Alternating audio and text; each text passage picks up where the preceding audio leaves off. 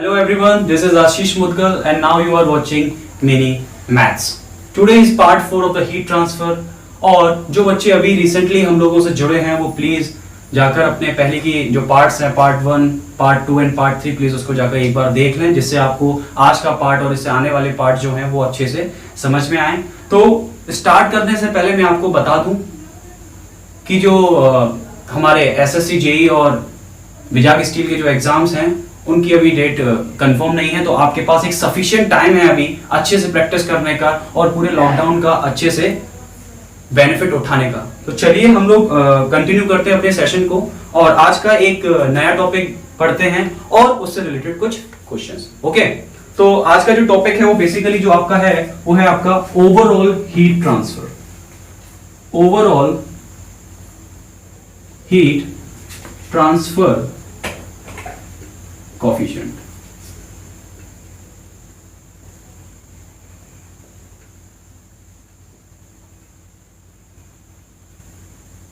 Sir ये क्या कहता है? Sir it is basically it takes account of all the modes of the heat transfer into a single entity in a equation. कहने का मतलब है कि अभी आपने जैसा कि देखा हमने कंडक्शन का केस पढ़ा, कन्वेक्शन का केस पढ़ा और उसमें हम लोग इन दोनों को मर्ज किया।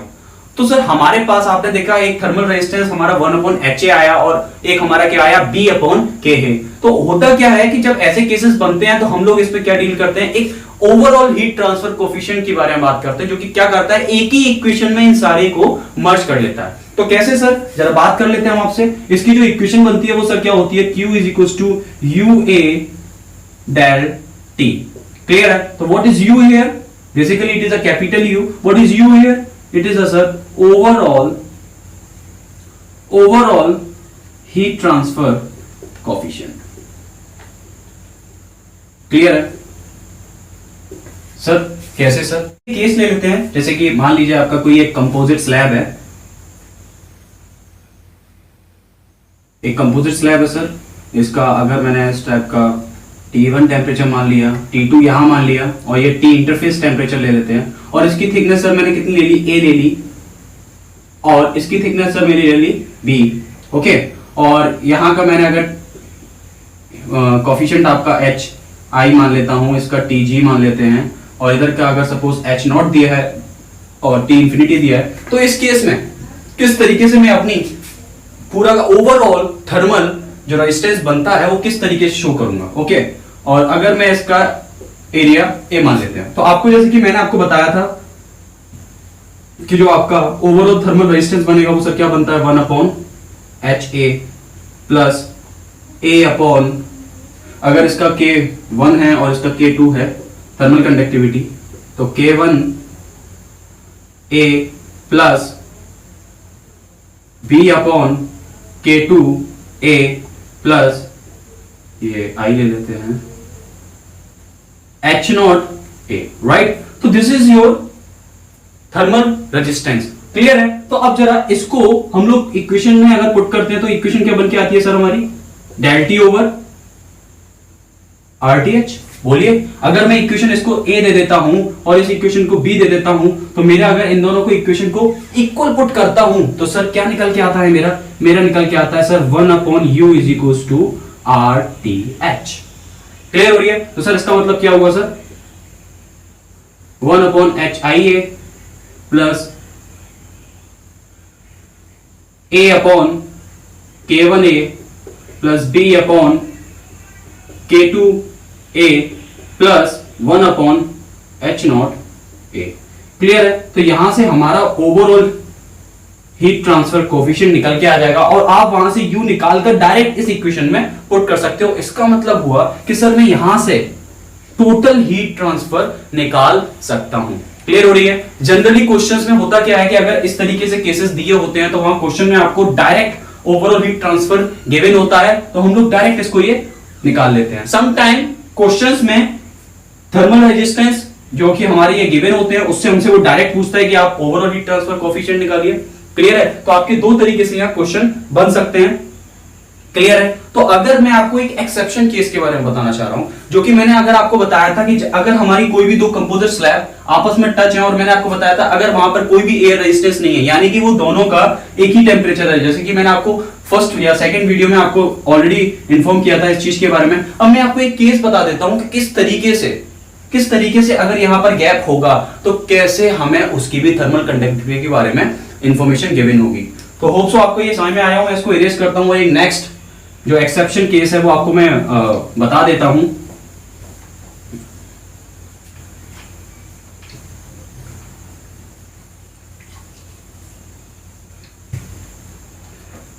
अज्यूम करिए कि एक आपकी ये फर्स्ट वॉल है, क्लियर है, ये आपकी एक सेकंड वॉल है, और इन दोनों के बीच में एक और मटेरियल लगा हुआ है। सर मैं उसको इस तरीके से शो कर रहा हूं, यानी कि अगर मैं बोलूं इसका थर्मल कंडक्टिविटी K1 है, इसकी K2 है, और इसको मैंने नाम दे दिया K, और बेसिकली इसके जो बीच में है यहां क्या है सर, आपकी क्या है सर, एयर है। क्लियर हो रही है? और मैं इसकी थिकनेस मान लेता हूं सर, यहां से लेकर यहां तक की सर थिकनेस कितनी है, A मान लेता हूं। समझ में आ रहा है नहीं आ रहा है? बोलिए। इस अगर मैं इसकी थिकनेस कितनी मान लेता हूं सर, A मान लेता हूं, तो बेसिकली अगर मैं इन दोनों की बात नहीं करूं, अगर मैं फर्स्ट और सेकंड की बात नहीं करूं, तो इन दोनों को कैसे शो करते हैं? तो मैंने आपको पहले ही वीडियो में बता चुका हूं कि सर हमेशा क्या ड्रॉ करिए सर, थर्मल रेजिस्टेंस को ड्रॉ करिए। क्लियर है सर? ये तो आपको क्लियर है सर। ये वाला अगर आपका पोर्शन बनेगा तो मैं इसको फर्स्ट नाम दे देता हूं, इसको सेकंड नाम दे देता हूं। तो ये और ये जो है वो आपके पैरेलल सर्किट बना रहे हैं बेसिकली। तो अगर मैं इसका थर्मल रेजिस्टेंस बोलूंगा तो सर क्या होगा आपका, A अपॉन इसका कुछ एरिया गिवन होगा, सिर्फ इतने ही पोर्शन का अगर मैं एरिया मान लेता हूं सर, कितना मान लिया, A डैश मान लेता हूं। क्लियर है? तो K A डैश, और सर इसकी यानी कि K A है, एयर है, तो इसकी भी कुछ ना कुछ थर्मल कंडक्टिविटी होती है। उसकी हम सपोज कर लेते हैं सर, इसकी थर्मल कंडक्टिविटी कितनी दे रखी है, K A दे रखी है, तो A अपॉन K A, अगर इसका भी एरिया हमें सर A डैश के बराबर ही दे रखा होगा तो A डैश। नहीं समझ में आया? तो अगर सर बताइए इसकी पूरी की पूरी आपको कैसे डील करना है, जब कभी भी दोनों वॉल्स के बीच में क्या गिवन होगा, कोई एक गैप गिवन होगा, और उस गैप में जो भी मीडियम फिल होगा, एक आपका मीडियम ये फिल है जिसकी थर्मल कंडक्टिविटी मैंने K मान ली, और एक आपकी क्या फिल है सर, एयर फिल है, तो दोनों को आप केसेस देख रहे हो किस तरीके से हमने डील किया है। समझ में आ रहा है? तो सर हमने इसके लिए थर्मल रेजिस्टेंस अलग बनाया, कि एयर के लिए अलग बनाया, और इन दोनों के केसेस के मैं आपको ऑलरेडी बता चुका हूं। तो आपने यहां से ये देखा कि सर जब पैरेलल के केसेस होंगे, तो अगर मैं इस पैरेलल को सॉल्व करना चाहता हूं, तो सर पैरेलल के केस में आप जानते हो सर कि 1/r, सर इक्वेशन हमारी यही होती है सर, पढ़ते आ रहे हैं हम लोग, बोलिए समझ में आ रहा है? तो यहां से अगर मैं क्या निकाल लूंगा, रेजिस्टेंस निकाल लूंगा। उसके बाद मैं यहां पर शो कर देता हूं, जो आपका थर्मल सर्किट बनेगा वो क्या बनेगा सर, ये जो आपका R निकल के आएगा वो बेसिकली यहां पुट हो जाएगा। समझ में आया? तो आपके पास एक क्या बन गई, अब सीरीज बन गई है। अब आप पुराने ही मेथड से लगा के आप Q वहां से डायरेक्ट फाइंड कर सकते हो। क्लियर है ये चीज आपको? समझ में आ रहा है? आगे बढ़ते हैं हम लोग। आपको मैं एक छोटा सा क्वेश्चंस करा देता हूं, जिससे आपको थोड़ा सा इसके बारे में एक रफ आइडिया मिले कि किस तरीके से हमें ये डील करना होता है। बिफोर एनी क्वेश्चन मैं आपको एक और चीज जो कि इंपॉर्टेंट होती है मैं आपको बता देता हूं कि सर अगर मैं केस फॉर थिन शीट के लिए कर रहा हूं, किसके लिए कर रहा हूं सर, थिन शीट के लिए कर रहा हूं, तो जो आपका U होता है, ओवरऑल हीट ट्रांसफर होता है, वो बेसिकली 1/H1 प्लस 1/H0 के बराबर हो जाएगा। Sir Y? बिकॉज जो आपकी ओवरऑल इक्वेशन होती है वो आपको मैंने बताया था, उसमें थर्मल रेजिस्टेंस है B/K1A प्लस B/K2A था। समझ में आ रहा है? जब मैंने क्या बात कर दी यहां पर सर, थिन की बात कर दी, तो बेसिकली ये आपका ऑलमोस्ट क्या ले लेंगे हम लोग, 0 ले लेंगे। तो आपकी जो U निकल के आएगा वो सिर्फ किसके बराबर हो जाएगा, 1/HI। तो हम लोग एक नए क्वेश्चन की तरफ बढ़ते हैं। तो आप एक बार क्वेश्चन को रीड करिए कि क्वेश्चन क्या कह रहा है। बहुत अच्छा क्वेश्चन है, बेसिकली ये बहुत न्यू क्वेश्चन है, और ऐसे ही क्वेश्चन जनरली आपको गेट में देखने को मिल सकते हैं। क्लियर हो रही है? तो एक बार देखते हैं हम लोग ये क्वेश्चन क्या रहा है सर। एक आपके पास एक बॉडी है, किसकी शेप में है वो सर? ट्राइंगुलर शेप में है, और सर उसका जो नाम दे रखा है वो आपका पी क्यू आर, जो आपकी पी क्यू है वो सर आपका कितना है सर? 4 मीटर। पी आर आपका कितना है सर? 3 मीटर। और सर आपका आर क्यू जो है वो आपका 5 मीटर। क्लियर? जो आर क्यू है वो आपकी कितनी पर दे रखी है सर? 100 डिग्री सेल्सियस पर दे रखी है, और इसकी जो डायरेक्शन होगी वो सर टुवर्ड द नॉर्मल होगी। क्लियर है? जो आपकी पी आर है वो सर कितने पर दे रखी है सर? 0 डिग्री सेल्सियस पर दे रखी है। और आपको क्या क्या गिवन है सर? गिवन स्टेटमेंट्स भी लिख लेते हैं। आपको गिवन है सर dt ओवर dy, किस वॉल का दे रखा है सर? हमें PQ का दे रखा है सर। कितना? -30 केल्विन पर मीटर। सर एक और गिवन है हमें dt ओवर dn, किस वॉल का सर? RQ का, और कितना गिवन है सर? 60 केल्विन पर मीटर, राइट? और आपसे पूछा क्या है सर? आपसे पूछा है find dt and dt over dx and dt over dy for rp।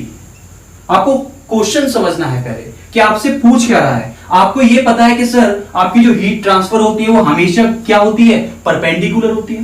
बात क्लियर हो रही है? आपकी किसी भी वॉल की क्या होगी सर? परपेंडिकुलर होगी, क्योंकि हमारे जो क्वेश्चंस है और अजम्पशंस को अगर ध्यान में रखते हुए चलेंगे तो सर क्या होगी? परपेंडिकुलर होगी। तो चलिए सर पहले हम बात कर लेते हैं किसकी सर, और हमारे जो फाइंड करना है वो dt ओवर dx किसके लिए? rp के लिए, और dt ओवर dy rp के लिए, यानी कि इस वॉल के लिए सर rp के लिए हमें dt ओवर dy फाइंड करना है, dt ओवर dx। तो सर एक बेसिक नॉलेज क्या कहती है? बेसिक नॉलेज कहती है कि सर dt ओवर dy, यानी कि इस वॉल की जो टेम्परेचर ग्रेडियंट होगा with respect to y direction, तो सर कुछ है ही नहीं है।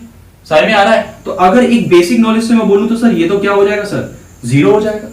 तो हमें अब हमारा जो बेसिक इंटेंशन है वो किसको फाइंड करना है सर? dt ओवर dx को, यानी कि आपकी जो ये होगी। बात क्लियर हो रही है कि आप जो x डायरेक्शन से जो आपकी हीट ट्रांसफर हो रही होगी किस पर? rp पर, वो हम लोगों को फाइंड करना है। तो चलते हैं सर कैसे फाइंड करेंगे। अगर मैं बात कर लेता हूं सर किसकी? dt ओवर dy pq के लिए। क्लियर है? pq के लिए कौन सी सर? pq के लिए y वाली। तो अगर मैं बोल दूं जो आपका जो हीट ट्रांसफर हो रहा होगा pq से वो कितना हो रहा होगा सर? -ka, बोलिए, -ka dt over dy of pq। समझ में आ रहा है? तो सर हमें आपके पेपर में क्या क्या गिवन है? k भी गिवन है और सर एरिया भी गिवन है। तो हम जरा देख लेते हैं कि सर जो इसका पूरा k कितना गिवन है सर, क्वेश्चन में देखते हैं। k गिवन है सर आपका 10 वॉट पर मीटर पर केल्विन, और सर एरिया आपको कितना गिवन है सर? इसका 4 मीटर, 5 मीटर और आपका 3 मीटर। इसका मतलब यह है कि सर जो आपकी जो यूनिट ब्रेथ है वो इस वॉल के पीछे है। समझ में आ रहा है? तो अगर मैं उसका एरिया निकालूंगा तो 4 into 1 बेसिकली वो 4 ही आएगा। तो हम लोग यहां से आगे बढ़ते हैं सर। q pq -10, 4 और 1 सर पीछे गिवन है, और sir dt over dy for pq के लिए कितना दे रखा है? -30। तो सर कितना आ जाएगा यहां से? -10 and 30, 300 into 4, तो सर कितना आ गया आपका सर? 1200। क्लियर है? व्हाट? क्लियर हो रही है बात? सर नेक्स्ट करते हैं हम लोग किसके लिए सर? हमें और किसके लिए गिवन है? dt ओवर dn किसके लिए सर? rq के लिए। -ka dt over dn for किसके लिए सर? rq के लिए। आपको ये समझ में आ रहा है कि विद रेस्पेक्ट टू n क्यों दे रखा है? बिकॉज इसके सर नॉर्मल की बात हो रही है। क्लियर है? इसलिए -10, 5 into 1, तो मैं 5 लिख देता हूं डायरेक्ट। dt ओवर dn कितना दे रखा है सर? 60। तो यहां से आपका q rq कितना आ जाएगा सर? 10 5 जा 550, बोलिए, और 50 into 60 सर कितना आ जाएगा? 50 इंटू 60 कितना आ जाएगा सर? हाँ बोलिए, वॉट। समझ में आ रहा है? नहीं आ रहा सर समझ में? आगे देखते हैं सर क्या बोल रहा है। और सर एक ध्यान देना आपको, माइनस का साइन क्लियर है। तो अब यहां से ऊपर का मैं इरेज करता हूं।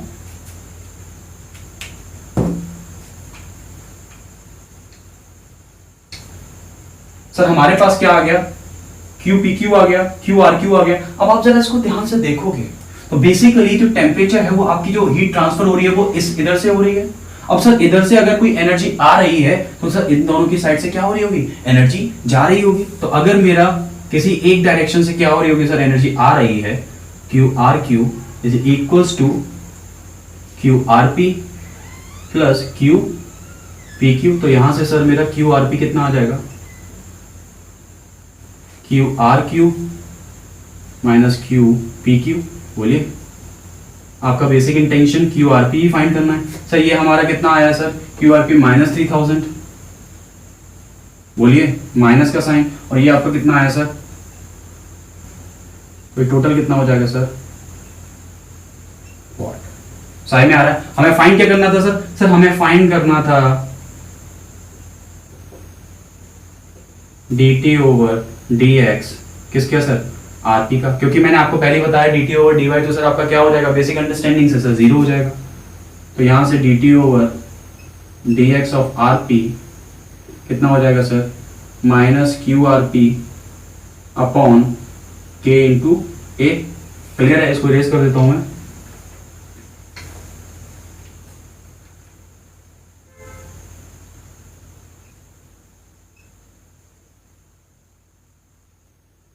माइनस क्यू आर पी कितना है सर?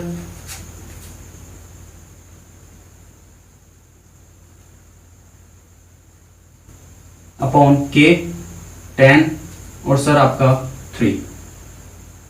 इससे एक ये चला गया sir 140 minus into minus plus. तो सर आपका dt over dx of R P कितना आ गया सर? 140 केल्विन पर मीटर। क्लियर है सर? और आपको ऑलरेडी बता चुके हैं सर dt ओवर dy जो है आपका किसका सर? rp का। वो कितना है सर? 0 केल्विन पर मीटर। ये बहुत ही एक अच्छा क्वेश्चन है। इसी तरीके से गेट में क्वेश्चंस ज्यादा से ज्यादा पूछे जाते हैं। समझ में आ रहा है कि किस तरीके से आपको अगर कुछ इंफॉर्मेशन गिवन हो आप तो उनसे किस तरीके से आप अपना बेसिक कंसेप्ट लगा के आप किस तरीके से उन क्वेश्चंस को डील कर सकते हैं। तो याद रखना ये क्वेश्चन ऐसा क्वेश्चन था जो कि आपके कई सारे कॉन्सेप्टों को मर्ज करके बनाया हुआ है। क्लियर हो रही है? आपको यहां पर सर डायरेक्शंस का भी ध्यान रखना था। आपको ये भी पता होना चाहिए कि जो आपका टेम्परेचर ग्रेडियंट या हीट ट्रांसफर है वो किस तरीके से जाता है। तो आपको मैंने बताया कि सर आपका एक ही डायरेक्शन में जाएगा और वो भी perpendicular to the surface area जाएगा। तो उसको हम लोग डील करते करते अपने क्वेश्चंस की कैसे फॉलो किया है, कैसे अप्रोच लगाई है, वो आपके सामने ये क्वेश्चन बहुत ही अच्छा एग्जांपल है। समझ में आता है? तो इस तरीके से आप और प्रैक्टिस करिए ऐसे क्वेश्चंस की। आपको और इससे रिलेटेड क्वेश्चंस आपको होमवर्क में हम लोगों ने ऑलरेडी टेलीग्राम चैनल पर दे दिए हैं। तो प्लीज आप वहां जाकर ऐसे ही क्वेश्चंस और इससे भी अच्छे और जो पुराने कंसेप्ट हैं उससे रिलेटेड आपको कई सारे क्वेश्चंस वहां गिवन हैं। तो आप जाइए वहां पर देखिए। और आज का लेक्चर हम लोग यहीं पर स्टॉप करते हैं। समझ में आ रहा है? और जो बच्चे, मैं अभी भी एक बार आपको बता दे रहा हूं, जो बच्चे नए आए हैं इस चैनल पर प्लीज आप इसको पहले first part, second part, third part please एक सीरीज के साथ चलिए, क्योंकि ये एक कंटिन्यूएशन है बेसिकली। अगर आपने कोई भी पार्ट छोड़ा तो आपकी वहां सीरीज ब्रेक हो जाएगी। क्लियर हो रही है बात? तो आप एक रूटीन बनाइए जिससे आप एक part, second part, third part इस तरीके से कंटिन्यू रहिए और हमसे प्लीज जुड़े रहिए। ये बहुत ही इजी लैंग्वेज में, ये जो आपका चैनल है मिनी मैथ्स चैनल, वो आपको बहुत ही इजी वे में आपको एक बहुत ही मेजर मैकेनिकल के लिए सब्जेक्ट डील करा रहा है, आपको समझा रहा है। तो प्लीज आप जुड़े रहिए और हम वो इसी तरीके से हमें सपोर्ट करते रहिए। समझ में आ रहा है? तो आपको हम लोग नेक्स्ट लेक्चर में मिलेंगे और नए टॉपिक्स के साथ। समझ में आ रहा है? तो खुश रहें, लॉकडाउन में stay safe and stay healthy. Okay, bye.